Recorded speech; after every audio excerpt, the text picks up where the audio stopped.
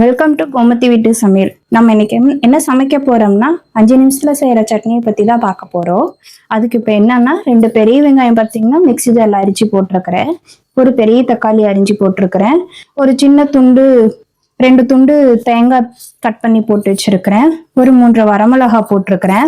ஒரு சின்ன சைஸு புளி போட்டிருக்கிறேன்.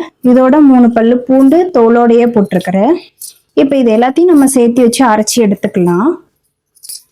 இதுக்கு தேவையான அளவு கல்லுப்பும் போட்டு அரைச்சிடலாம். நம்ம இதுல கொஞ்சம் இதுக்கு தேவையான அளவு உப்பு போட்டு அரைக்கணும்.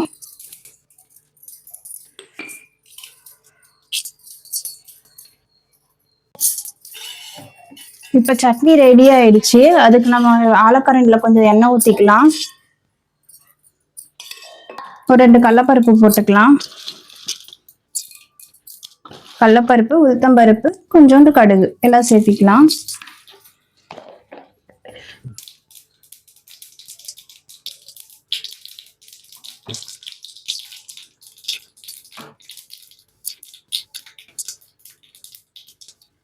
இப்ப இதுல பாத்தீங்கன்னா 2 கருவேப்பிலையும் சேர்த்துக்கலாம்.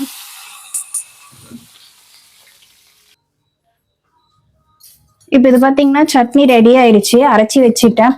பச்சையாவே அரைச்சி வச்சிருக்கிறேன். இப்ப இதோட நம்ம தாளிச்சதை சேர்த்திக்கலாம். ஆப்ஷனல் தான் ஃப்ரெண்ட்ஸ் தாளிக்கிறது. உங்களுக்கு தேவைன்னா நீங்க தாளிச்சிக்கலாம். இல்லைன்னா நீங்க இதை ஸ்கிப் பண்ணிட்டு அப்படியே கூட நீங்க பச்சையாவே அரைச்சி அப்படியே நீங்க தோசைக்கு இட்லிக்கெல்லாம் தொட்டு சாப்பிட்டுக்கலாம். சூப்பரா இருக்கும். நீங்க வேணா ட்ரை பண்ணி பாருங்க. 5 நிமிஷம் தான். பாருங்க, சட்னி சூப்பரா ரெடியா இருக்கு. நீங்க உப்பு பார்த்துட்டு உப்பு வேணா ஆட் பண்ணிக்கோங்க. இல்லைன்னா கூட இது பண்ணிக்கலாம். அப்படியே கூட சாப்பிட்டுக்கலாம் உங்களுக்கு கரெக்டா இருக்குன்னா. தேங்க்யூ.